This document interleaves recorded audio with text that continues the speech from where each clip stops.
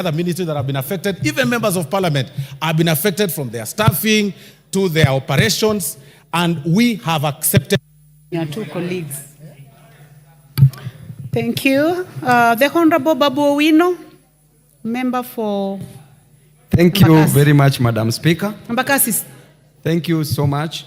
Madam Speaker, I rise to support this budget on the following grounds, Madam Speaker, that we need a budget that is based on development, a budget that is not based on or does not look on only the recurrent expenditure as a nation, because, Madam Speaker, we need our children to go to school, we need to employ more teachers, we need to employ more doctors, we need medicine in hospitals, and we need development in different regions. We need industries, we need factories that can provide jobs to our young men and women in this nation. Madam Speaker, we do not need a bloated budget that is favoring patrimonialism. A budget where a cabinet secretary was buying a python belt at 800,000 Kenya shillings and crocodile shoes at 2 million Kenya shillings and said that they have a weakness for finer things.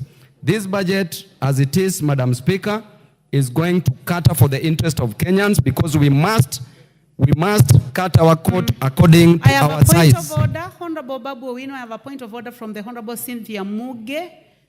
What is out of order, Mheshimiwa? Madam Speaker, I'm just wondering if the Honorable Babu Owino is in order to mention that whatever belt or whatever watch whoever is wearing, Honorable Speaker, was budgeted or was funded by the budget of this country. Madam Speaker, because before that cabinet secretary became a cabinet secretary. So what is out of order?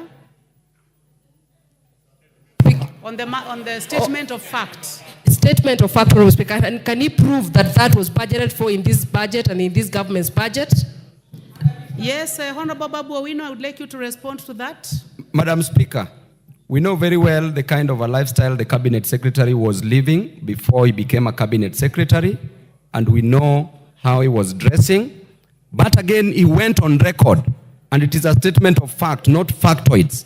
Went on record and said that he was in possession of a crocodile belt worth 2 million Kenya shillings, and his salary is not even that amount. So, Madam Speaker, the honorable member here should not defend such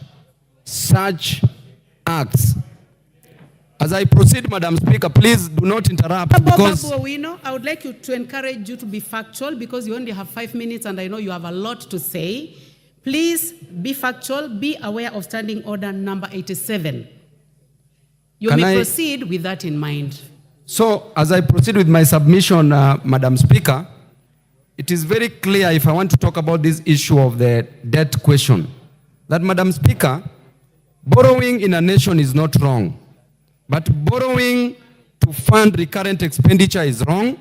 Borrowing to sponsor patrimonialism is wrong. Borrowing to steal that money in terms of corruption is wrong.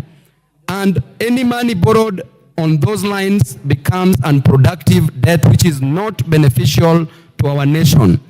Borrowing, as was opined by Franco Modigliani, an Italian-American economist, who said clearly and came up with the theories of consumption, to be precise, life cycle hypothesis, and he came up with the idea of the debt system, that you can borrow what you should enjoy in 70 years to come. You can enjoy it now, borrow and enjoy it now as you repay for it in quantum merit basis. So therefore, Madam Speaker, borrowing is not wrong, but borrowing for corruption is wrong. So I stand to support this budget because the Gen Zs spoke. These Gen Zs, they're in universities. They need the varsity fees to be reduced. These Gen Zs at the same time, Madam Speaker, need to be employed, because these are people who have graduated but there are no jobs. Thank you. The Honorable Omboko Milemba, member for Emuhaya. Thank you, Honorable Speaker. Whereas I have a lot of respect for the Budget Committee and its chair,